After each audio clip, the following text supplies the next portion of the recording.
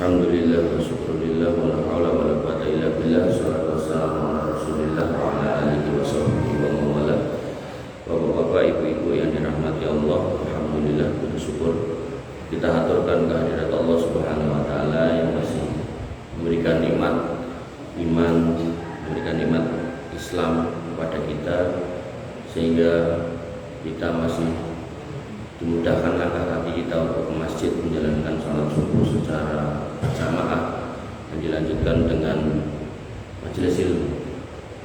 Dan salat subuh adalah salat yang paling susah untuk orang-orang munafik.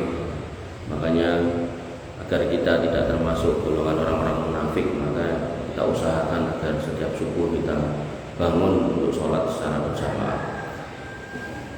Bapak Ibu yang dirahmati oleh Allah Subhanahu wa taala, saya diminta untuk menyampaikan tentang fikih kurban.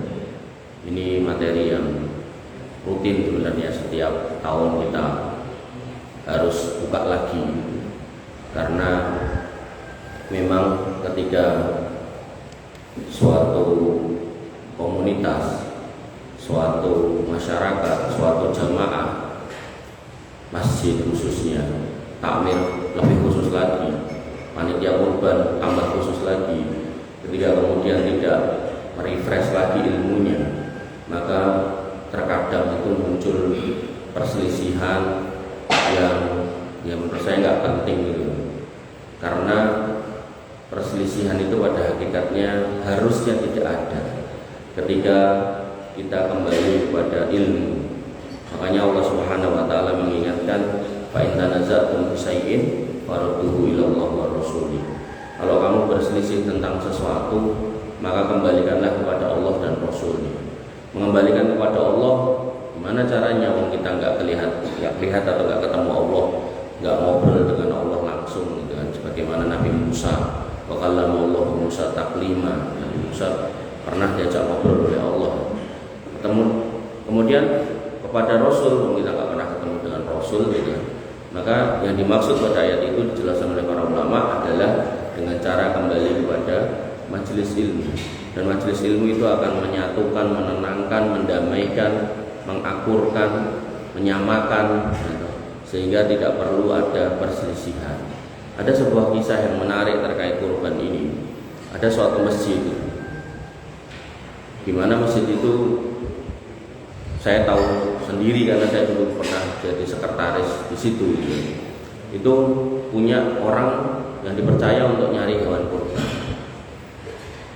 Nah, orang ini saking amanahnya, beliau itu nggak mau nitil duit yang dititipkan walaupun tinggal tuku bensin atau es teh, nggak mau. Dan saking hati-hatinya, beliau berusaha gimana caranya agar hewan yang dibelikan itu memenuhi syarat dan ketentuannya. Nanti ada syarat dan ketentuannya. Nah, tapi yang namanya jamaah umumnya itu kalau iuran sapi itu mesti dicocokkan karo wedhus dipunjuli sithik. Jadi kalau wedhusnya 2,5 juta, sapi ya 3 juta. Nek wedhusnya 3 juta, sapi 3,5. Dan mriki pripun? Pripun Pak Jadi? Sami. Nggih. Jadi kedae kan sapine sing kaya ngopo segedene semene ora regane 35 juta. Orang itu harusnya kan gitu, tapi umumnya nggak gitu kan. Umumnya wedhus piro 3 juta, ya sapi 3,4. Nah, akhirnya yang terjadi ketika kemudian 3 juta ping 7 itu ketemunya cuma selikur. Zaman dulu kan jarang itu ada sapi Bali sama sapi NTB gitu kan. Yang ada kan sapi lokal atau sapi metal itu kan. Maka ketika dibelikan yang memenuhi syarat utama kan umur. Kalau sapi kan 2 tahun masuk 3 gitu kan. Kalau kambing 1 tahun, kalau nggak ketemu 1 tahun bisa 6 bulan. Tapi ini cuma kambing toh, nek sapi nggak boleh. Kambing kan itu di diskon dari 6 bulan, berarti sapi ya iso, mboten. Sapi enggak, sapi harus 2 tahun. Nah, maka si bapak yang amanah ini itu kemudian bingung karena duitnya ra nyanda. Apalagi nyarinya udah mepet dan nyarinya di pasar lagi.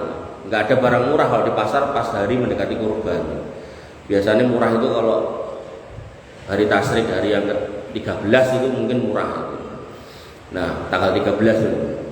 Nah, kemudian akhirnya beliau melihat praktek dari jamaah saudara-saudara dari Majelis Tafsir Al-Quran MTA atau dari LDII, di mana mereka juga menyiasati hal yang sama. Jadi modelan kayak gitu nggak cuma di kita yang nggak ikut ormas itu, mereka pun juga pada sebagian kondisi itu ya sama. Akhirnya mereka memutuskan untuk membeli sapi betina. Nah, si bapak ini pun ikut-ikut karena mikirnya ini orang jamaah kayak gini nggak mungkin asal gitu, mesti punya dasar. Ning karena waktunya mepet untuk kajian ya ora cukup gitu kan. Nah, dan itu udah pas donge, mendekati donge, jadi pokoknya itu udah digolekke. Nah, akhirnya dibelilah sapi betina. Nah, begitu dibeli sapi betina, disembelih gitu kan. Singkat cerita, setelah kurban dibahas, dirapatke, kemudian dari dalam rapat itu bergulirlah omongan. Jadi yang golek sapi tadi ora dong, terus yang rapat ya ora dong gitu kan. Nah, terus dalam rapat itu disimpulkan kalau apa yang terjadi kemarin itu gak sah gitu kan. Gak sah gitu kan. Nah, tapi karena sing mimpin rapat ya ora dong, gak sah itu gak paham dia konsekuensi gak sah itu apa.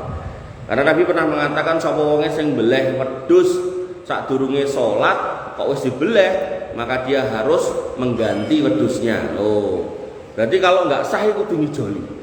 Nah, tapi bapak yang nggak paham tadi, beliau ngerti, nah itu nggak sah berarti dia harus tanggung jawab. Karena emang saking amanah, takut dia menidil sedikit itu takut, apalagi sampai menyebabkan nggak sah gitu kan.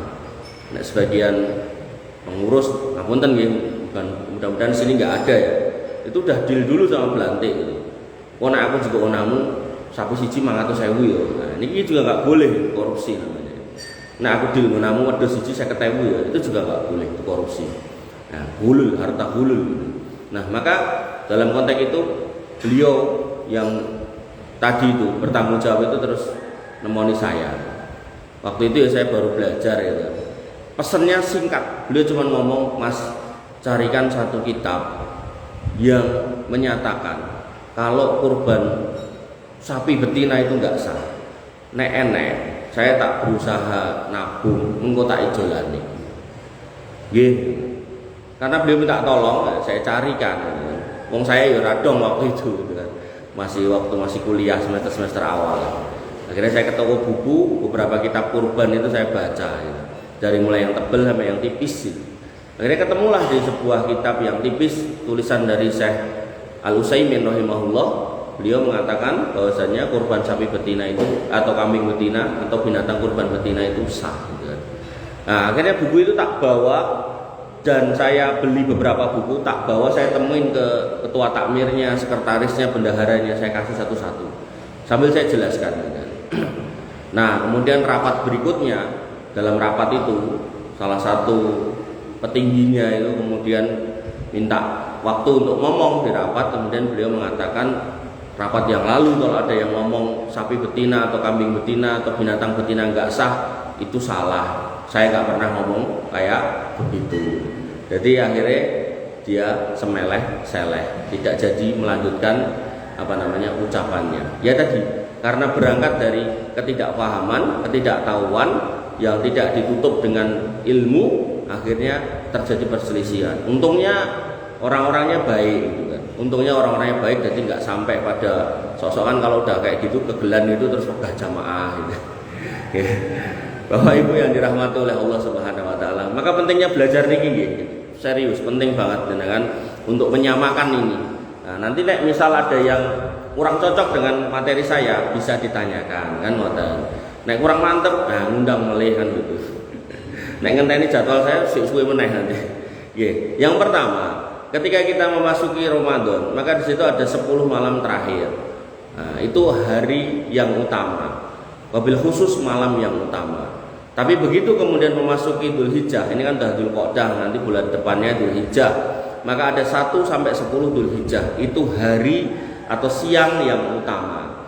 Kenapa 10 terakhir Ramadan itu utama? Karena ada malam Lailatul Qadar. Kenapa 10 awal Dzulhijjah itu utama? Karena di dalamnya ada hari Arafah. Bahkan Nabi SAW mengatakan, "Ma min ayyamin al-amalus sholih fihinna ahabbu ilallah min hadhil ayyam al-asr." Enggak ada hari nih, maksudnya siangnya, yang Allah lebih cintai amal itu melebihi 10 hari yang pertama ini. Sampai para sahabat bertanya, walal jihad fisabilillah, bahkan orang yang berjihad juga nggak lebih baik daripada beramal di tanggal 1 sampai 10 niku ya Rasul. Kata Nabi, walal jihad fisabilillah, jihad fisabilillah ya ora iso ngungguli illa kecuali rajulun kharaja binafsihi, enek wong lanang metu nganggo nyawane gitu kan, wa malihi dan hartanya, walam yarji min dzalika bisyai, dan dia berangkat pakai nyawa dan hartanya pulang nggak bawa apa-apa, bahkan nyawanya juga hilang. Nek enek sing ngoten niku, maka itu baru bisa mengungguli keutamaan 1 sampai 10 Dzulhijjah. Pramila para ulama kemudian merumuskan, menyampaikan, mengajarkan bahwasanya semua amalan di 10 malam terakhir Ramadan niku juga pas, niku juga sae nek jenengan lakoni ten 10 awal Dzulhijjah. Makanya ketika dikatakan min hadhil ayyam al-asr, 10-10-nya, maka puasa sunnah itu dari 1 sampai 9. Loh kok 10 ora Mas? Karena 10 pas hari raya. Hari raya Idul Adha enggak boleh puasa. Ngoten nggih. 1 sampai 9. Nek saged, nek sanggup, nek mampu. Nek boten saged, boten sanggup napa boten mampu wong niku sunah, maka bisa dioblang. Tanggal 1 poso, 2 boten, 3 poso, 4 boten, 5 poso, 6 boten, 7 poso, 8 boten tekaning 9. Nek niku nggih boten saged, mang pilih Senin Kamis mawon plus tanggal 9. Nek niku nggih boten saged, mang pilih tanggal 9 mawon, hari Arafah, puasa Arafah. Ketika jamaah haji ada di padang Arafah, maka kita yang tidak haji berpuasa Arafah. Kenapa? Karena mereka ada di tempat terbaik, waktu terbaik, dan doanya terkabul mustajab. Maka biar kita juga sama atau mendekati sama, maka kita dalam kondisi berpuasa. Karena orang-orang yang berpuasa sampai dia berbuka itu ada dalam kondisi ketika dia berdoa itu doanya mustajab. Mekaten penjelasan para ulama. Nah, lajeng dalile napa babakan niku wau selain dari hadis babakan 10 awal Dzulhijjah, dalam Al-Qur'an dikatakan wal fajr, demi fajar, waktu fajar, wal layalin asr, dan demi malam yang 10. Malam yang 10 ini sebagian ulama berpendapat 10 terakhir bulan Ramadan. Nah, tapi sebagian ulama berpendapat 10 awal Dzulhijjah, wasyafi wal water, dan demi yang genap dan yang ganjil. Yang genap niku tanggal 10 Dzulhijjah, yang ganjil niku tanggal 9 Dzulhijjah. Makaten. Sehingga Ibnu Taimiyah mengkompromikan jane sing utama iki 10 terakhir Ramadan apa awal Dzulhijjah yang 10. Maka Ibnu Taimiyah mengkompromikan bahwasanya 10 terakhir Ramadan itu terbaik sepanjang masa, sepanjang tahun untuk malamnya. Adapun 10 Dzulhijjah itu terbaik sepanjang masa, sepanjang tahun untuk siangnya. Mekaten. Nah, kemudian dalilin apa yang mendukung pernyataan niku? Nabi SAW bersabda dari Jabir radhiyallahu an, innal asra asrul adha, bahwasanya yang dimaksud 10 niku maksudnya 10 adha Dzulhijjah. Wal witru yaum Arafah, dan ganjil niku maksudnya adalah hari Arafah tanggal 9. Wasyaf'u yauman nahar, dan yang dimaksud dengan yang genep inggih menika hari kurban tanggal 10.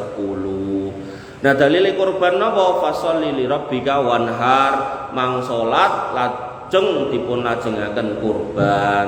Nah, hari Id niku hari untuk bergembira. Kata Nabi SAW, inna likulli qaumin idan, semua kaum, semua agama punya hari rayanya. Wa inna idana hadzal yaum, dan hari raya kita ya hari ini gitu kan. Artinya nek jenengan kok wong liya hari raya jenengan melu-melu niku mboten angsal, ngoten to, tanggane melu, enek Natalan melu-melu mboten angsal. Karena hari raya kita sudah ditentukan. Hari Idul Fitri kali Idul Adha. Tahun barunan piye Mas? Nggih mboten angsal. Wong niku mboten hari raya kita. Kemudian dilarang puasa pada hari Id. Ya, tadi sudah saya singgung. Nahan Nabi SAW an shaumi yaumil fitri wan nahar. Pada hari raya Idul Fitri dan Idul Adha, Nabi SAW melarang untuk berpuasa. Kenapa? Karena hari kurban adalah hari yang paling besar. A'dhamul ayyam indallah yauman nahar summa yaumal qard. Bahwasanya hari raya Idul Adha itu hari raya terbesar kita. Ya, kemudian disusul dengan hari tasyrik atau hari qard. Nah, ini kalau masyarakat Indonesia nek ten Arab niku bar Idul Fitri niku nggih pun mboten enten napa-napa, mboten enten pripun-pripun. Tapi nek di kita kan silaturahmi sana sini gitu kan, apalagi pemerintahnya mendukung dikasih hari raya, dikasih hari libur rada panjang toh di hari Idul Fitri. Makanya seolah-olah Idul Fitri lebih besar daripada hari Idul Adha. Tapi sebenarnya kalau dalam syariat jane hari Idul Adha itu yang lebih besar, karena dari Allah sendiri sudah ditetapkan tanggal 10, 11, 12, 13 itu boleh kurban. Kemudian kalau di Indonesia, suku di Indonesia yang naik kurban ini meriah banget, rame banget, mudik massal niku wong Madura. Jadi kalau kurban niku jembatan Suramadu niku macet sampean niku.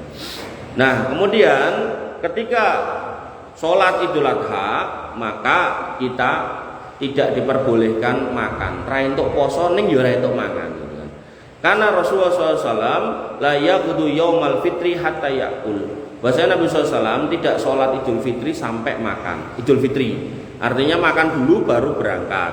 Wala yakulu yaumal adha hatta yarji. Dan beliau kemudian tidak makan di hari raya Idul Adha sampai beliau pulang. Jadi makannya di hari Idul Adha itu pas setelah sholat. Beda sama Idul Fitri, itu mau sholat makan dulu baru berangkat. Ini nggih kata-kata, mungkin nek kata-kata waktune mepet, urung mulih mungkin ada dadak ning mburi barang kesuwen gitu kan. Kemudian fayaqula min udhiyatih. Nah, ini yang menarik. Nabi SAW itu ketika hari Idul Adha pulang, sarapannya itu bukan soto ayam, tapi kurban ini dibeleh terus dijikuk dagingnya sithik, kemudian disuruh masak istrinya, ibunda kaum muslimin umul mukminin, disitulah beliau sarapan. Ngoten. Jadi nek jenengan ajeng derek sunah niku kedahe niku bar salat enten piantun pinten ngoten, ndang bles tunggal, nah ibu-ibu ngendang nampani ndang dimasak ngoten. Dadi mungkin nek piantun-piantun sami dugi kinten-kinten jam 09.00 ngoten niku pun mateng nek saged. Tapi nek amre mboten saged ya mboten napa, mengke pas makan siang mboten napa, sarapan ten omah saentene. Ning enten masjid niku ibu-ibuke wis usrep masak gitu kan. Terus medale jam 11 jam 12 gitu. Padahal niku wedeti wedhus, wedeti sapi gitu. Ning sing dimasak soto ayam. Nah, niku klentu nggih. Jadi ampun masak soto ayam, ampun masak pecel, ampun ndok gitu kan. Pokoknya jenengan nek ajeng makan-makan pas hari Idul Adha ten masjid bersama-sama itu mang dahar daging kurban yang dimasak. Ngoten. Nggih. Langkung saya nek dimasak ten masjid karena nek mengke ngenteni didung niku ibu-ibu ndang mulih masak ning omah akhirnya bubar rampung gitu kan. Nah, niku masalah melih mengke. Nah, kemudian kurban ini ibadah yang menarik karena panjenengan kalau infak sedekah zakat niku uang jenengan yatra jenengan niku jenengan culke ilang gitu. Jenengan infak kotak infak to nggih pun ten mriku mengke tinggal takmire dingin napa. Jenengan kek yatim piatu nggih pun mboten balik langsung ngoten nggih. Tapi ketika kurban maka jenengan membeli binatang kurban jenengan yang nyembelih ning Gusti Allah mboten njaluk dagingnya secuwile mboten. Tapi untuk kita lagi gitu loh. Artinya ini ibadah yang jane yo balik-balik ning awake dhewe. Ning Allah pengen lihat ketakwaannya. Makanya Allah berfirman, "La yanalallahu luhumuhuma wala dima'uha walakin yanaluhu taqwa minkum."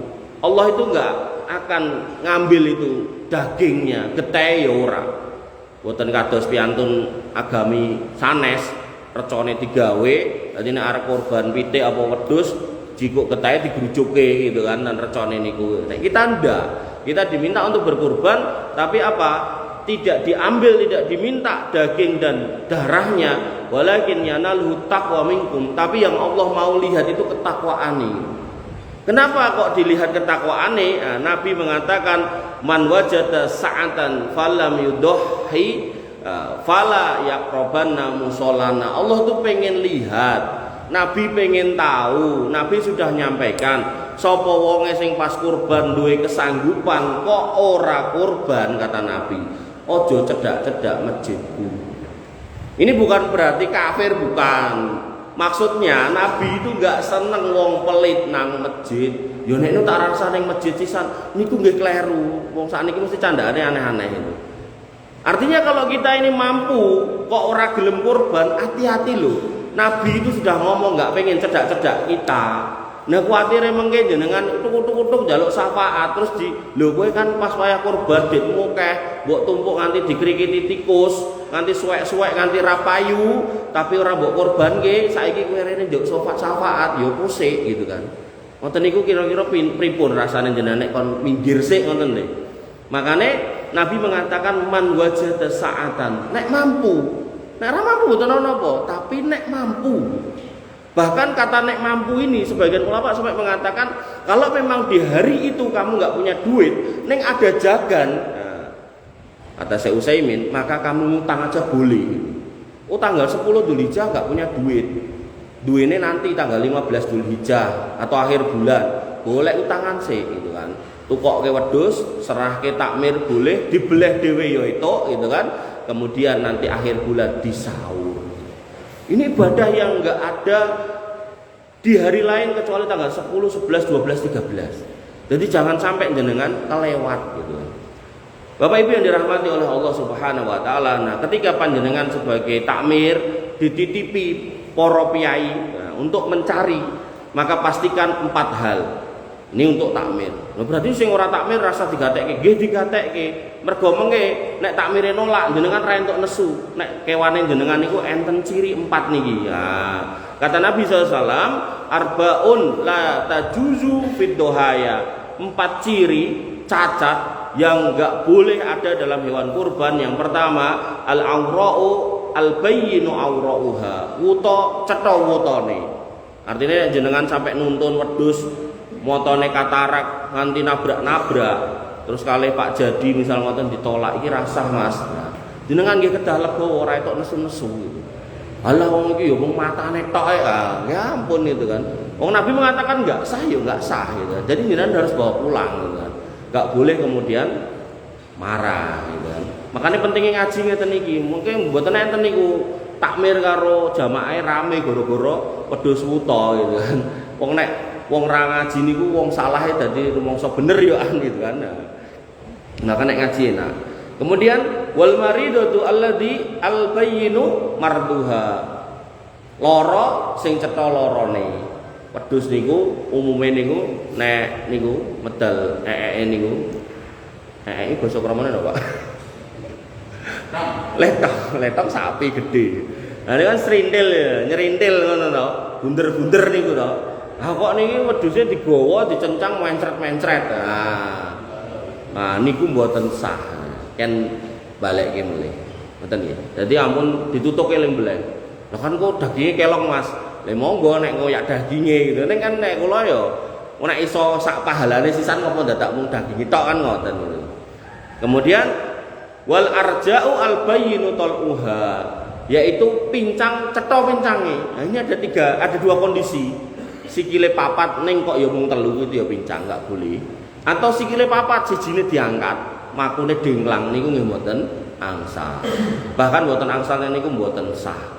Nah, kemudian yang terakhir yaitu al-kasiratu alladila tumki gering sampai ngligo. Wah. Jadi pas didelok niki, wah, iki rong ditingkleng wis kaya tingkleng. Nah, niku mboten angsal. Nggih. Dadi jenengan nggih kedah legowo nek ditolak ngoten nggih. Wah kok ditolake kok akeh banget dagingnya dadi sithik ya. Berarti niku mungkin jamaah dereng ngaji. Nek ngaji insyaallah tahu. Dan ketika kita korban panjenengan korban, insyaallah genah diganti kalih Gusti Allah. Allah yang menegaskan wa ma anfaqtum min shay'in fa huwa yukhlifu. Napa kemawon ingkang jenengan infake ten jalan Allah, tinggi masjid, tinggi musola, tinggi pengajian, tinggi TPA, haji, umroh, napa meneh zakat, infak, sedekah, kurban, maka Allah berjanji fahuwa yukhlifu wa huwa khairur razikin, dan Allah itu pengganti pemberi rizki yang terbaik. Jenengan nek duwe tangga kuwi dikeki makanan ngangge rantang, niku nek terus rantange yo dibalekke sisan isine dikeki luwih apik, niku nek saged jenengan sering-sering mawon ngekeki, mergo balik kene luwih apik kan ngoten. Tapi nek jenengan duwe tangga dikeki rantang, enek rantange enten panganane, buru-buru panganane dibalekke atau dhek ngirimi balik panganan, rantange wis dipek gitu kan. Nah, maka ya wis pisan wae rasa dibaleni. Nah, Allah bukan kayak manusia seperti itu. Allah di sini tegaskan wa huwa khairur razikin. Jadi kalau jenengan kurban, haji, umroh, infak, sedekah napa kemawon, maka Allah ganti. Pramila seumur-umur kula niku niteni piantun-piantun ingkang haji, umroh, rutin kurban niku yang saya lihat niku pertama hidupnya enggak susah. Kebanyakannya malah kaya. Napa mboten kaya, longgar. Tegese longgar niku nek pas butuh niku enten mawon. Butuh mobil ya saged tuku, butuh omah ya iso tuku gitu kan. Butuh nyekolahke anak ya ketututan gitu kan. Dan seterusnya. Sebaliknya kula titeni wong nek gaweane keplekan main gitu kan. Niku seumur-umur kula dereng nemoni tukang main sugih gitu kan. Pomo enek sugih dek nganti mati sugih mesti engko niku bondone niku ambiar ten anake nek mboten ten putune. Termasuk orang-orang yang mengambil harta warisan yang bukan haknya. Ngene mase ngene adike dijipuk melu nyigar gitu kan. Rumangsane nyugi insyaallah niku malah tinggi sangu gerah napa sangu kere. Niku kula titeni gitu kan. Nah, Bapak Ibu yang dirahmati oleh Allah Subhanahu wa taala, pramila ketika Allah berjanji ganti dan gantinya lebih baik, jenengan enggak usah ragu, mesti diganti. Nek mboten usah ngarep-arep gantine sakniki. Kados sebagian ustad, ayo sing do teko iki kunci motore ndi kek aku. Engko ganti Gusti Allah ping 10, akhirnya dikeke kunci mobile. Terus ngarep-arep setahun kok ora bali, 2 tahun ora bali malah diparani debt kolektor, mergone mobil sing serake dereng rampung nyicile gitu kan. Enten wong ngoten niku. Niku nggih klentu melih gitu kan. Jadi ketika Allah berjanji, Allah pasti akan kasih. Allah pasti akan membalas jenengan dengan yang lebih baik. Ning ketika Allah mau membalas, Allah niku bakal naker. Iki wong ini tak bales ping 700 kan janjine nek infak sedekah niku dibalik ping 700 to. Niki nek tak balekke ping 700. Cara kurban niku 2 yuta. Misal ping 700 kan 1,4 miliar gitu. Misal Pak Sadiman ini korban wedhus siji dibalekke 1,4 miliar gitu. 1,4 miliar yuta, 1,4 miliar. Allah tuh udah naker. Iki nek tak kei semono kok jojo wis ora gelem nang masjid. Nah, pilih ngentekke duite piknik tekan ngendi-ngendi ya. Akhirnya enggak dikasih segitu. Sisone kemana? Ditunda, disimpan untuk kita di akhirat. Makanya orang-orang kafir ketika mereka berbuat baik, Allah balas ten donya niku pol-polan. Tapi di akhirat wa malahu min khalaq, ora enek jatah sama sekali, sedikit pun enggak ada. Ngoten nggih. Jadi jenengan nek infak ngarep-arep balik ndang akeh mboten usah. Saakee Gusti Allah dan insya Allah wa huwa khairur razikin, Allah itu lebih baik. Makanya saya secara pribadi niku nek ngedalke bondo-bondo ngoten niku artine infak sedekah dan seterusnya, kula niku niteni nek kula nggih, nek jenengan mungkin saged niteni ki ambak niku balike niku minimal 10 dugine 20 kali lipat nek kula gitu kan. Tapi nek jenengan nggih mungkin lebih baik, lebih banyak bisa jadi atau lebih sedikit ya bisa jadi gitu. Tapi insya Allah baliknya masih lebih baik ngoten gitu. Bapak Ibu yang dirahmati oleh Allah Subhanahu wa taala, sehingga dalam hadis qudsi Allah menegaskan qala Allah anfik ya ibna Adam unfik alaik.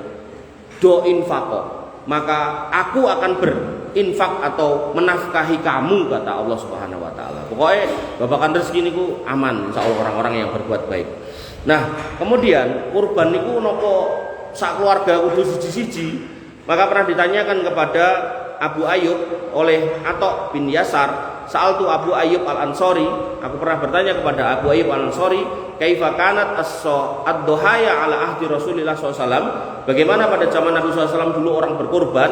Kemudian faqala, kata Abu Ayyub Al-Ansari, kana rajulu yudhi bisyati indahu wa an ahli baitih wa ya'kulu wa yut'imun.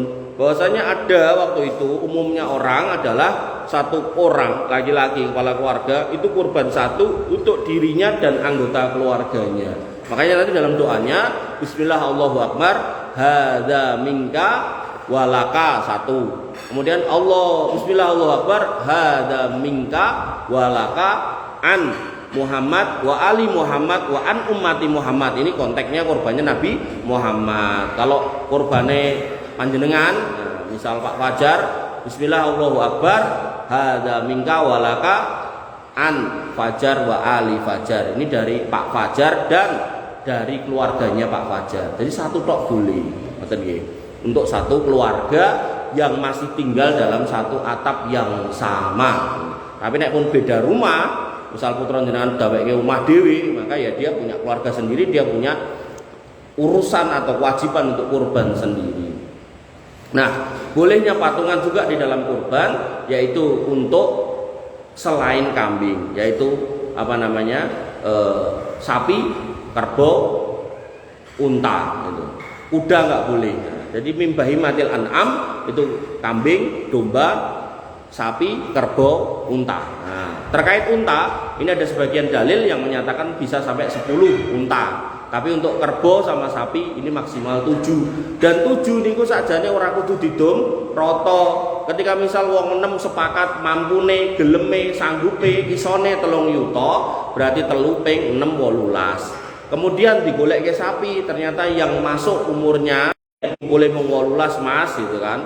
Rego sapine 28 yuta, nyuwun tulung jenengan tutup orang yang ketujuh misal ngoten, ya siap, maka itu juga boleh ngoten. Jadi nggak harus sama, dum roto.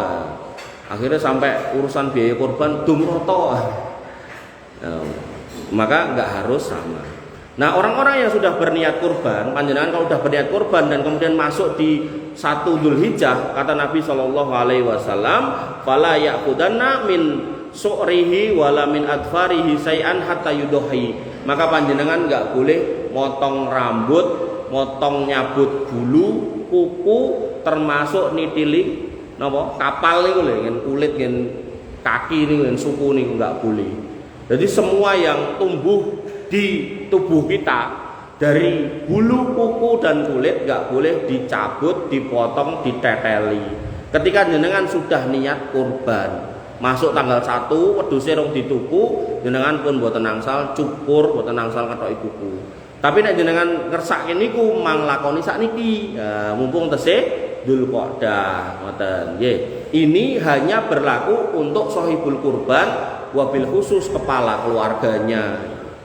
Nanti enten pertanyaan, sing didit bojone, sing wedok, sing lanang ora didit. Itu gimana kurbannya? Atas nama kepala keluarga untuk semua keluarga. Niku yang betul. Jadi pas kajian ibu-ibu enten ibu-ibu sing ngoten niku tanya. Iki bojoku ora didit, biasanya sing tuku aku piye Mas? Ya atas nama suami mawon, pahalane sami gitu kan.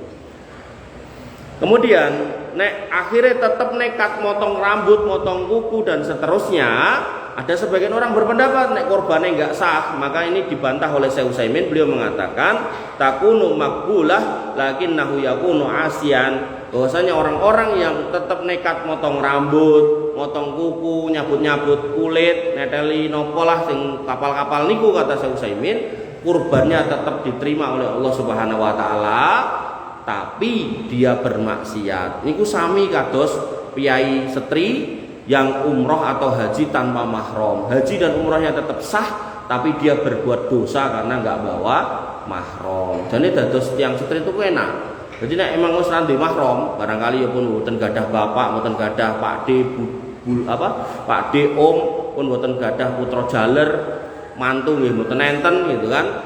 Terus pun dhewean gitu kan. Walaupun duwe anak ya wedok kabeh gitu kan. Maka sebenarnya kewajiban haji umrohnya udah gugur karena nggak punya mahram. Ning kan kadang wonge wah kon didit. pokoknya pengen mangkat. Akhirnya malah golek surat mahram palsu, niku nambahi dosa melih gitu. Nah, maka terus panitiane pripun? Panitiane niki ora kurban. Nek panitiane enggak kurban, kata Syekh Shalih Al Munajjid, boleh potong kuku, potong rambut. Jadi nek kurban itu boleh diwakilkan dalam kultur kita atau adat kebiasaan kita adalah takmir masjid. Maka takmir masjidnya kalau enggak kurban boleh potong kuku, potong rambut. Tapi nek takmirnya yo kurban, maka tidak boleh potong kuku, potong rambut. Mekaten. Nyabuti wulu kelek nggih mboten angsal nggih. Kemudian hikmahnya apa? Kata sebagian ulama, walaupun nggak ada dalilnya nggih, hikmahnya kenapa kita nggak boleh mencabut semua yang tumbuh di badan kita agar pembebasan dari api neraka itu sempurna. Ngoten. Nah, kemudian tadi jenis hewannya udah. Nah, usia, kata Nabi SAW terkait usia, ini syarat mutlak ya. Latat bahu illa musinnah. Jangan kamu sembelih kecuali usia 1 tahun masuk 2 tahun. Jadi 1 tahun pun genep masuk tahun kedua. Nah, kemudian dikatakan illa ayyas uro, kalau susah, angel nemok ke kewan niku. Kemudian alaikum fatatbahu jada'ah minad do'ni, maka boleh jada'ah niku wedhus sing umure 6 bulan. Tapi ini berlaku cuma buat wedhus. Untuk sapi 2 tahun, untuk unta malah 5 tahun. Nggak ada kortingan setengah. Kortingan setengah hanya berlaku untuk kambing. Nah, kurban yang utama menurut Syekh Utsaimin, yang pertama adalah unta, kemudian yang kedua sapi, baru kemudian kambing. Syarate disengkuyung dhewe. Tapi nek 1/7 sapi, 1/7 unta, maka menurut Syekh Utsaimin lebih utama mbeleh wedhus dhewe. Ngoten. Dhewe itu maksudnya sendirian. Kan wedhus enggak boleh patungan toh. Nah, tapi aku kan tensiku dhuwur, Mas. Nek mbeleh wedhus ku malah lara, nggih monggo. Artinya itu kan saya menyampaikan, kalau jenengan ngejar pahala, maka kalau ngejar keutamaan, maka mbeleh wedhus dhewe itu lebih utama daripada mbeleh sapi 1/7. Oh, wedhus kabeh nek ngene iki. Ya pripun, memang ini syariat tok gitu kan. Jadi tetap harus disampaikan. Tapi nek jenengan tetap pengen sapi nggih monggo mboten napa. Nek kula siasati melu ten mriki 1/7 sapi, melu ten mriki wedhus dhewe ya. Dite akeh gitu. Ya niku wau lho. Kula pun ngomong teng ngajeng, jenengan iki pokoke nek urusan ngeten iki bismillah ngoten, mesti digenti wis to. Nah, tapi nek hitung-hitungan ya Gusti Allah nggih saged hitung-hitungan. Kalkulatornya Gusti Allah luwih cepet, luwih canggih.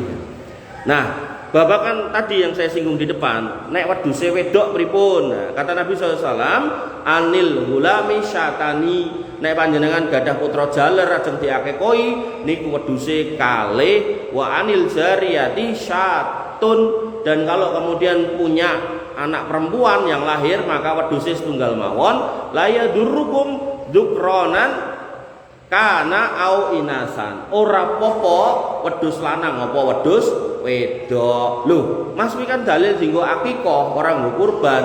Maka dalam fikih akikah terkait binatangnya itu dipakai dalam fikih kurban. Aturan dalam kurban dipakai dalam akikah mekaten. Nggih. Jadi kalau dalam kurban tadi disebutkan enggak sah 4 penyakit tadi, 4 cacat tadi, wuto sing cetha wutone, lara sing cetha larane, pincang sing cetha pincange, gering sing cetha geringe, tadi hadis untuk kurban, maka nek jenengan ajeng ngakikahi putra, nggih enggak boleh binatang yang punya cacat 4. Lho kan nek nganggo cacat iki kan regane terus murah Mas. Niki melih, hitungan melih. Pokoknya jenengan inget-inget cerita Habil kali Qabil niku lho. Niku sing ditampa kurbane niku sing kurbane los, mboten mikir-mikir. Tapi sing mboten ditampa niku sing ngekeki buah-buah sing bosok-bosok, sing ceblok-ceblok, sing benjut-benjut dikekeki Gusti Allah ora trima. Pamira tadi dikatakan Allah enggak sedang nyari dagingmu lho. Allah enggak sedang minta getihe lho, tapi sing pengen diceki ketakwaane. Nah, orang yang bertakwa itu yang berlomba-lomba dalam hal yang terbaik mekaten. Jadi enggak cuma sekedar itu. Wis pokoke sing penting wedhus, penting aku ora korban mentok kan. Ampun itu kan. Wedhus pun juga harus memenuhi syarat. Agar kemudian ketakwaan jenengan itu sempurna. Makanya khotib Jumat itu selalu mengatakan ya ayyuhalladzina amanu ittaqullah haqqa tuqati. Takwa niku sing temenan, sing tenanan, cara main bal niku all out. Ngoten nggih. Jadi ampun terus komentator bal nek komentari ketok piye ngono, tapi kon main ya ora karuan iso gitu kan. Bapak Ibu yang dirahmati oleh Allah Subhanahu wa taala. Aduh, layare ilang. Tunggu nyambak. Jadi kesimpulannya kurban betina itu boleh nggih. Nah, dikatakan oleh As-Sairazi Asy-Syafi'i, beliau mengatakan wa idza jaza dzalika fil aqiqah, kalau dalam aqiqah itu boleh bil khabar dalla ala jawazihi, dengan dalil hadis tadi atas bolehnya dalam aqiqah, maka dalla ala jawazi fil udhiyah, maka ini menunjukkan juga boleh dalam kurban. Jadi nek Pak Takmir atau iurane kok mepet, kira-kira ditukokke wedhus lanang napa tukokke sapi lanang kok ora nyandak, maka mang tukokke wedok mboten napa. Nah, waktu penyembelihan yang utama pripun? Kata Nabi sallallahu alaihi wasallam, "Man dabaha qabla shalah falyadbah syatan." Maka sapa wong sing mbleh sadurunge wayahe, mungkin takmir mriki atau masjid mriki iso ngumpulke wedhus nganti 1000 wedhus. Wah, iki nek dibeleh bar salat ora nyandak, akeh jam 12 bengi dicicil gitu kan. Maka kata Nabi, diijoli, kudu ngijoli ya. Wa man lam yakun dzabaha, barang siapa yang belum menyembelih falyadfa ala ismillah, maka silakan dibeleh dan pas beleh ucapkan bismillah. Bismillah niku pun sah. Bismillah Allahu akbar pun sah. Bismillah Allahu akbar hadza minka walaka sah. Bismillah Allahu akbar hadza minka walaka wa an sadiman wa ali sadiman sah. Bismillah Allahu akbar hadza minka walaka an sadiman tok sah gitu kan. Bismillah tok sah. Bahkan Syekh Al-Fauzan hafizahullah, beliau masih hidup, beliau mengatakan nek pun lali ngomong bismillah selama sing beleh ki wong Islam atau ahlu kitab tetep sah, syaratnya lali. Tapi nek jenengan celuk jagal dibeleh ping 7 1 2 3 7 orang ngomong bismillah, terus jenengan elekke, "Mas, Pak, kok jenengan ket kula gatekke ra bismillah?" Terus dia ngomong kesuwen gitu kan, maka itu 7 kali dia jembelih semuanya jadi bangkai dong mboten. Berarti kan dia memang megah ngomong bismillah, bukan lali ya. Hati-hati ya. Makanya pentingnya koncone ngancani ngilikke ya niku lho, bismillah aja lali. Nah, nek mengkenten jamaah sing jenenge rong disebut ora sah niku nggih klentu. Jadi bismillah tok pun sah senajan lali nyebut sohibul kurban. Ngoten nggih. Kan sok enten sohibul kurban niku aku mau disebut ndak riyak. Nggih mboten ana apa, mboten sah. Iku kudu disebut, ora sebut ra sah mboten nggih. Jadi syariat itu dalam fikih itu sebenarnya luas gitu kan. Nah, cuman luas juga ampun digampangke. Jadi nek bener-bener jenengan akhirnya golek jagal, pastikan jagal sing salat. Nek jagal ra salat niku wis genah niku sarser. Makane jenengan nek mbeleh atau nggatekke mbeleh ten jagalan niku sosok sing mbeleh kan ra salat. Nah, niku ngegas ya, sarser itu. Wah, sampai gede semono ora sah maneman gitu. Nggih. Kemudian kalau disuruh menyembelih kata Nabi SAW bahwasannya wa idza dzabhtum fa ahsinu dzibha, nek beleh mang perbagus, mang percantik dalam prosesi menyembelihannya. Kemudian wal yuhid ahadum sarofatahu maaf. Kemudian fal yarih dzabihatahu, yaitu apa? Niku ladinge niku kedah jenengan landhepke, nah, kata Nabi. Kemudian yang kedua, peduse sapine kudu digledake. Mboten entuk dibacok karo ngadeg. Nah, niku nek cara wong Sri Lanka, wong pundi niku wong Hindu, wong Buddha, niku enten hari raya tertentu dikumpulke sapi niku cilik-cilik tapi saukuran-ukuran pedet niku diklumpukke ten lapangan gede niku ribuan, niku dibacoki siji-siji, diel. Nah, itu dalam Islam enggak boleh ngoten niku. Digledake kecuali unta. Karena unta emang cara mbeleh mboten digledake. En ngadeg sikile ditekuk siji, nembe kemudian dicoblos ke bulune mriki. Jeles. Nah, niku nek unta. Nah, nek mboten enten nggih mboten usah. Jadi harus digledake, diturokke. Bahkan Nabi SAW niku bar digledake, terus bagian pangkal leher niku diinjek saged, ditindai saged. Nah, nek kurban sapi kula niku bagian jatah nek sing mbeleh niku kesel, kula ngenteni. Atau nek mboten kesel, kula bagian jatah nimbe ya. Manadone gedene padha kaya sapine gitu. Nah. Kemudian tadi udah, doanya udah. Nah, jadi bismillah Allahu akbar niku sing penting. Bismillah tok nggih angsal. Allah apa tok pripun? Nah niku kirang sae, tetep ngangge bismillah niku sing paling utama. Kemudian bisa juga ditambahi doa Allahumma taqabbal min Muhammad wa ali Muhammad. Ini kurbannya Nabi Muhammad. Nek kurbane Pak Jadi yo Allahumma taqabbal min Jadi wa ali Jadi ya itu boleh gitu. Nek niku lali gitu mboten napa-napa jenenge ulang-ulangan gitu. Nah, apakah yang nyembelih harus laki-laki? Dalam sebuah riwayat dari Ka'ab bin Malik, beliau mengumpulkan kambing-kambing yang mau dikorbankan. Delalah satu itu mau meninggal, kemudian sing suruh ngawasi itu budak perempuan. Nah, budak perempuan ini sat-set ngoten nih. Begitu niki ketok emeh mati, terus kemudian golek watu dipecah, terus landep dibelah ser. Begitu udah jadi sembelihan. Nah, keluarganya Ka'ab bin Malik ini mau memakan, tapi Ka'ab bin Malik ini orang yang hati-hati. Oh, jadi orang Islam itu kedah hati-hati, ya. Tapi hati-hati di atas ilmu, bukan hati-hati terus akhirnya leluwihan, hulu, itu nggak boleh juga. Nah, hati-hati di atas ilmu. Waktu itu beliau bertanya kepada Nabi, ya Rasul, ini gini disembelih sama budak perempuan saya, gimana? Kata Nabi SAW, maka dikatakan fa'amar Nabi SAW biakliha, maka Nabi memerintahkan untuk memakannya. Jadi sakjane kurban niku nek sing mbelah ibu-ibu angsal, tapi ya toh nek kathah bapak-bapak kok sing mbelah ibu-ibu niku nggih mboten patut. Enten ten Ngawi niku sak kampung isine rondo napa wong wedok sing dereng nikah. Nah, kula kesupen namine kampung napa ning tengah alas niku. Lah nek kasusnya kayak gitu mereka boleh menyembelih sendiri. Ngoten nggih. Nah, kemudian nah ini yang menarik, ini juga banyak takmir atau banyak masjid salah tentang upah jagal.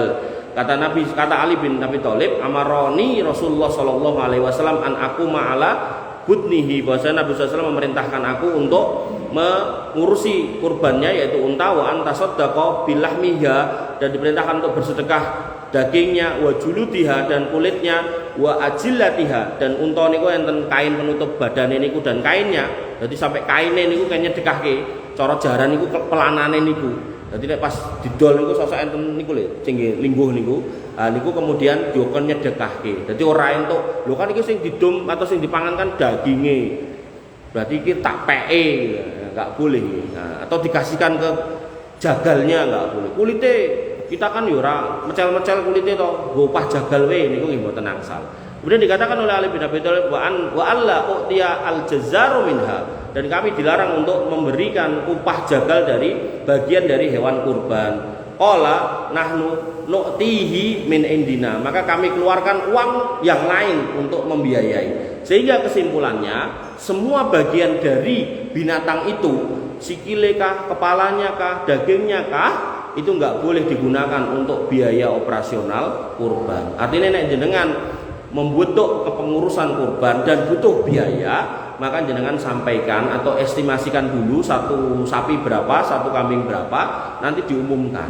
Jadi nek sing nitip mendo misal tambah 50 nggih 50 tambahi selain hewannya. Atau kalau kemudian nitip sapi, misal sapi satu ekor butuh 500.000, ya 500.000 dibagi wong pitu. Nah itu tambahi per orang. Nggih, ngoten nggih. Jadi jangan sampai dari menjual kulit atau menjual kepala, ada yang kemudian menjual kakinya karena renek sing napa ngobong niku, akhirnya dijual terus tinggi biaya niku mboten angsal nggih. Dan biaya itu diambil nahnu nu'tihi min indina, kami keluarkan dari kantong kami yang lain, bukan dari bagian-bagian binatang ini yang kemudian didol napa tinggo upah niku mboten angsal. Nah, pembagiannya gimana? Pembagiannya dikatakan oleh Syekh Utsaimin, idealnya sekali lagi ini idealnya. Ideal itu bukan berarti harus begitu. Ideal itu yang terbaik, yang utama niku sepertiga buat sohibul kurban. Sing kurban niku dikai sepertelu, kemudian sepertiga niku dihadiahkan, sepertiga disodakohkan. Hadiahkan ini bisa ke orang kaya, sodakoh ini bisa ke orang miskin. Nah, umumnya takmir masjid biasanya dadekke siji terus didum rata niku nggih angsal. Ngoten nggih. Nah, idealnya ngoten. Tapi nek misal enggak seperti itu ya enggak apa-apa. Misal nggih, sohibul kurban entuk sampil siji nggih mboten napa. Tapi nek misal sohibul kurbane ora lilo mbok ditambahi. Nah, nggih ditambahi mawon wong niku sing kurban dhek mboten napa-napa. Longgar mawon ngoten nggih. Jadi ampun kenceng-kencengan niku lho. Ampun kenceng-kencengan. Kula ngertos enten jamaah sing kenceng ngoten niku. Jadi dia bawa proposal, dia kenal beberapa orang temennya itu minta bantuan gitu kan, disampaikan ke masjid. Nah, beliau kurban sapi di situ, tapi kemudian ya omong dikei sak kresek cilik gitu loh. Akhirnya beliau anyel, akhirnya korban dewe ning omah mbleh sapi dewe. Bar niku ya ngekekne sak senenge, sapa sing njaluk dikeki gitu kan. Nah, jadi ampun ngoten niku nggih. Artine kalau memang Sohibul Qurbane pengen njaluk tambah, nang tambahi mboten napa. Wong niki enggak usah kenceng-kencengan lah, apalagi urusan kayak gini gitu kan, sampai mengorbankan persaudaraan, Masya Allah gitu kan. Nah, kemudian gimana orang kafir, boleh nggak dikasih? Nah, maka di sini ada pendapat ulama Saudi seperti Syekh bin Baz, Syekh Utsaimin, kemudian Majelis Ulama Saudi, mereka semua membolehkan selama bukan kafir harbi, kafir yang memerangi kaum muslimin. Maka berdasarkan keumuman ayat la yanhakumullahu 'anil ladzina lam yuqatilukum fid din wa lam yukhrijukum min diyarikum at-tabarruhum wa tuqsitu ilaihim innallaha yuhibbul muqsitin. Jadi sekiranya kemudian kalian mau memberi pada mereka, maka Allah nggak larang kamu untuk berbuat baik pada mereka dan berlaku adil kepada mereka selama mereka tidak memerangi kamu karena agama dan tidak mengusir kamu dari negerimu. Sesungguhnya Allah menyukai orang-orang yang berbuat adil. Jadi panjenengan misalnya enten wong Kristen, wong Nasrani gitu kan, yang kemudian jenengan mau kasih, apalagi dia ketoke kok potensi mlebu Islam, nah dikei sing akeh sisan gitu kan. Karena zaman dulu ada Arab Badui yang kepala suku, kemudian dia mengatakan, ya Muhammad, aku njaluk bondo, kambing sekandang kasih semua, nyoh kowe. Ulang dia ngomong sama warganya, lebu Islam, dikei wedhus akeh karo Muhammad. Ah, pada masuk Islam berbondong-bondong, ngoten nggih. Untuk yang memang berusaha dilembutkan hatinya. Nah, Sohibul Qurban dikatakan oleh Allah Subhanahu wa taala, faqulu minha wa atimul ba'isa al faqir, maka makanlah. Jadi ada orang yang berpendapat nek kurban ini ra entuk mangan kewane kuwi, mboten nggih. Niki dibantah pakai ayat bahwasanya Allah mengatakan makanlah dari binatang kurbanmu dan beri makanlah orang-orang yang susah, yang sengsara dan orang-orang fakir. Niki jane materi akeh. Jadi nek setengah jam ra nyandak. Kula golek sing penting-penting. Bapak Ibu yang dirahmati oleh Allah Subhanahu wa taala, kemudian kulit tadi juga nggak boleh dijual. Ada hadis secara khusus, man ba'ajal ta'udhiyati fala udhiyatalah. Barang siapa dari ibu-ibu sapi yang barang siapa yang menjual kulit hewan kurban, maka ibadah kurbannya tidak ada nilainya. Jadi kemudian kalau cacat tadi nggak ada nilainya, kemudian usianya nggak sesuai, nggak ada pahalanya. Termasuk ketika sudah nggak cacat, kemudian usianya yo masuk, tapi kok kulitnya didol, napa sikile didol, napa sirahe sirah dase didol. Nah niku nggih mboten angsal. Tapi nek sing ngedol sing nampa jenengan pun dumke. Nek saran saya sih kalau untuk kulit niki jenengan klumpukke. Cek kula tanglet sing ngurusi TPA sinten Pak Jadi? Sing ngurusi TPA sinten iki? Oh, anu men Ustadzah TPA ten niki gajine pinten? Malah mboten digaji. Nah niki misal nggih, misal Ustadzah TPA karo Ustadz TPA diklumpukke, terus bar niku kulite niku nglumpuk, celukke bakul. Wahai Ustadzah dan Ustadz TPA, ini kulit saya serahkan ke panjenengan semua. Iki bakule nek arep dodol. Tapi nek arep mbok mulih, mbok cecel-cecel, mbok oseng-oseng, ya monggo. Nah, maka orang yang sudah menerima ini meh didol entuk, meh dibawa pulang dikonsumsi ya boleh, ngoten nggih. Yang enggak boleh pokoknya Sohibul Qurban atau wakilnya nggih takmir niku, takmir atau panitia itu enggak boleh. Ngoten. Nah, pertanyaan nih, sapi yang testisnya satu niku, napa torpedone niku satu. Boleh dikorbankan apa enggak, apa termasuk cacat? Kalau dalam konteks dalil tadi, di situ Nabi mengatakan al-maridu alladzi al-bayyinu marduha. Sakit yang nyata sakitnya. Jadi kalau normale testisnya itu 2, nek saya memahami berarti ya harus 2. Nah, jadi nek jenengan mundut wedhus napa mundut sapi jantan, nah niku ora usah dicekel wong ketok gitu. Ketok to nek kalih ngoten ketok to. Nah, niku kedah jenengan pastikan ora usah dicekel, nek nyelentak, didelok wae gitu kan. Nah maka jangan yang satu. Artinya kalau itu satu itu ya nggak sah. Dan memang binatang-binatang sing ciri ini niku rada murah gitu loh. Akhirnya karepe ben metune sithik entuke gede, tetep melu kurban entuk daging akeh. Nah niki wis pokoknya nek kalih Gusti Allah itu nggak usah pakai khilah niku nggak usah pakai manipulasi. Los mawon gitu loh. Nek emangnya iso tuku sing gede. Nek perlu mboten cuman domba biasa niku, tuku domba etawa niku sing setunggal tak so sampai 10 juta niku. Yang gede niku. Napa domba merino sing sampai 20 jutaan. Nah, enggak apa-apa gitu kan. nek memang mampu, tapi nek nggak mampu ya sing biasa-biasa nggak apa-apa. Tapi jangan kemudian dites-sidik pengennya gede, akhirnya golek sing tes siji, golek sing matane satu nggak ada, golek sing pokoknya sing cacat-cacat nih, ampun nggih. Karena Allah tadi loh pengen melihat takwa yang sebenar-benarnya takwa. Bapak Ibu yang dirahmati oleh Allah Subhanahu wa taala, ada yang mau nanya di sini? Gak ada? Ya, kalau nggak ada nanti kalau ada pertanyaan di WA mawon. Mbok bilih cekap pekaten. Niku tidak selak bededek ya, Pak ya. Yang bisa saya sampaikan kurang lebihnya saya mohon maaf. Ini saya sampaikan dengan cepat karena memang ya materinya banyak, kemudian waktunya mepet. Kita akhiri dengan doa nggih. Panjenengan aminkan agar supaya kemudian kita mendapatkan keberkahan dari majelis kita. Bismillahirrahmanirrahim. Alhamdulillahirabbil alamin hamdan syakirin hamdan naimin hamdan yuafi ni'amahu yukafi mazidah. Ya Rabbana lakal hamdu anta nurus samawati wal ardi wa man fina wa lakal hamdu anta thayyibus samawati wal ardi wa man fina wa lakal hamdu. La ilaha illa anta subhanaka inna kunna minadh dhalimin wa illam taghfir lana wa tarhamna lanakunanna minal khasirin. Allahumma ighfir lil muslimina wal muslimat wal mu'minina wal mu'minat al ahya'i minhum wal amwat innaka sami'un qaribun mujibud da'wat wa ya qadiyal hajat. Rabbana zalamna anfusana wa illam taghfir lana wa tarhamna lanakunanna minal khasirin. Rabbana ighfir lana dzunubana wa kaffir 'anna sayyi'atina wa tawaffana ma'al abrar. Rabbana ighfir lana dzunubana wa li ikhwanina alladziina sabaquna bil iman wa la taj'al fi qulubina ghillan lil ladziina amanu rabbana innaka ra'ufur rahim. Rabbana ighfir lana dzunubana wa li walidina warhamhum kama rabbawna shighara. Allahumma ighfir lahum warhamhum wa'afihim wa'fu anhum wa akrim nuzulahum wa wasi' madkhalahum waghsilhum bil ma'i wasalji wal barad. Allahumma taqabbal minna siyamana wa qiyamana wa ruku'ana wa sujudana wa tahassu'ana wa tadarru'ana. La ilaha illa anta subhanaka inna kunna minadh dhalimin wa illam taghfir lana wa tarhamna lanakunanna minal khasirin. Rabbana hab lana min azwajina wa dhurriyyatina qurrata a'yun waj'alna lil muttaqina imama waj'alna lil muttaqina imama. Allahumma ja'alna muqiminas shalah min dhurriyyatina rabbana wa taqabbal du'a. Rabbana hab lana minas solihin. Rabbana hab lana minas solihin. Rabbana hab lana minas solihin. Allahumma aslih auladana wa aslih azwajana wa aslih a'immatana wa ulata umurina.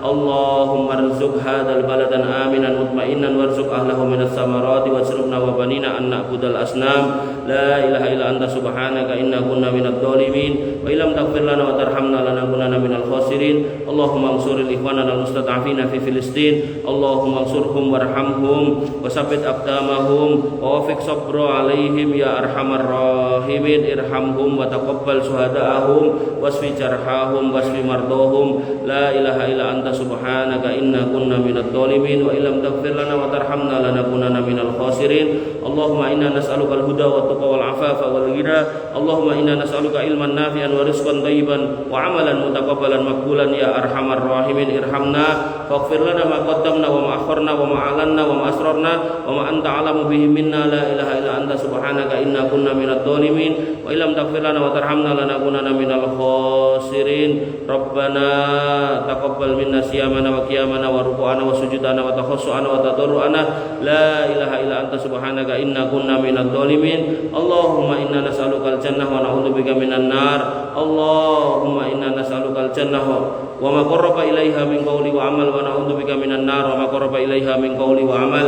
Allahumma adkhilnal jannata wa ajirna minan nar. Allahumma ja'alna min ahlil jannah wa la taj'alna min ahlin nar. Ya arhamar rahimin irhamna fa innaka anta khairur rahimin. Rabbana arinal haqqa haqqan warzuqna ittiba'ah wa arinal batila batila warzuqna ijtinabah. Allahumma qina bihalalika an haramik wa aghnina bifadlika amman siwak. Rabbana ihdinas siratal mustaqim siratal ladzina an'amta 'alaihim ghairil maghdubi 'alaihim waladdallin. Amin. Allahumma inna na'udzubika min fitnatil mahya wal mamat wa na'udzubika min fitnatil qabri wa adzabil qabri wa na'udzubika min fitnatil masiihid dajjal wa na'udzubika min adzabin nar.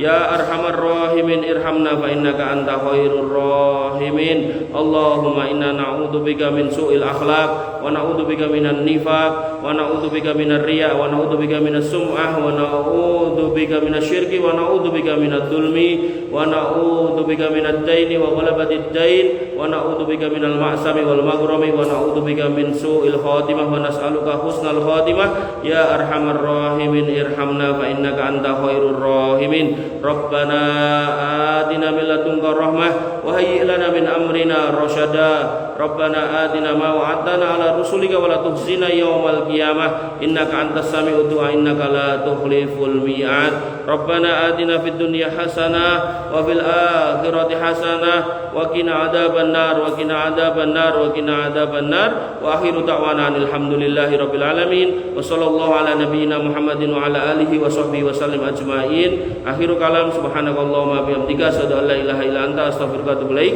Assalamualaikum warahmatullahi wabarakatuh.